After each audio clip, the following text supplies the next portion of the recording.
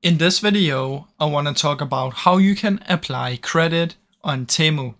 Now first we want to check how much credit we actually have. So download the Temu app and quickly go to the settings. So just open the app, go to You at the bottom, which is your profile, go to credit balance or your Temu wallet. Inside of there you should be able to see your credit. Then what you want to do is you want to add something to your card.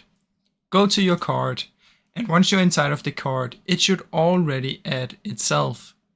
So if it doesn't happen here, just press on checkout and you should come to the checkout page where your credit will be added automatically.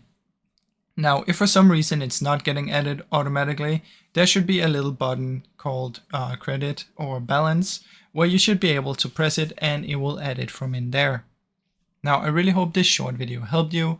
If it did, please leave a like and subscribe as it helps me out a ton. Thank you so much for watching.